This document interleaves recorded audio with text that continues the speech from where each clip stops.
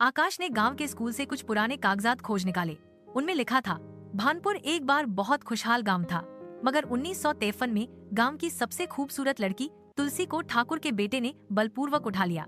गांव वालों ने विरोध किया, लेकिन ठाकुर ने सबको जिंदा जला दिया।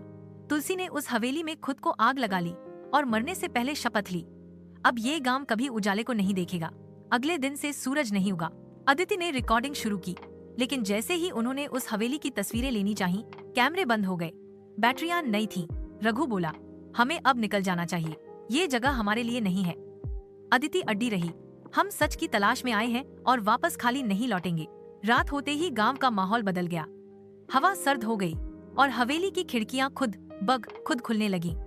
रघु अचानक गायब हो गया। सबने खोजा, मगर वो कहीं नहीं मिला। अगली सुबह अदिति को रघु की कैमरा फुटेज मिली।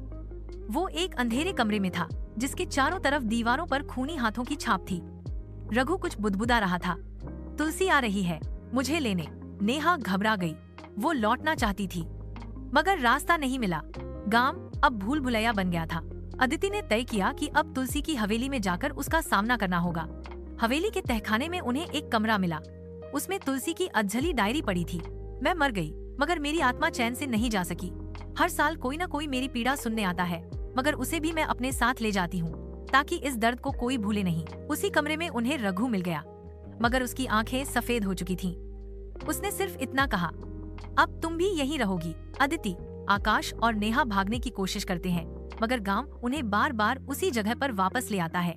वो जैसे एक दायरे में फंस गए हों। हर बार एक ही मोड़, एक ही पेड़ और एक ही चीख सुनाई देती है। अदिति अब धीरे धीरे अपनी चेतना खो रही थी। उसने स्वीकार कर लिया, मैं इस गांव की आखिरी गवाह बनूंगी। तुलसी, मैं तेरी कहानी दुनिया को सुनाऊंगी। आखिरी बार उसने कैमरा ऑन किया और कैमरे में वो खुद कहती है, अगर ये फुटेज किसी को मिले तो समझना, भानपुर सच में है और हम सब अब उसका हिस्सा हैं। 3 महीने बाद एक ट्रैकर को भानपुर के पास एक बैग मिला। उसमें कैमरा था जिसमें अदिति की रिकॉर्डिंग थी, लेकिन गांव तो नक्शे से मिटा चुका था।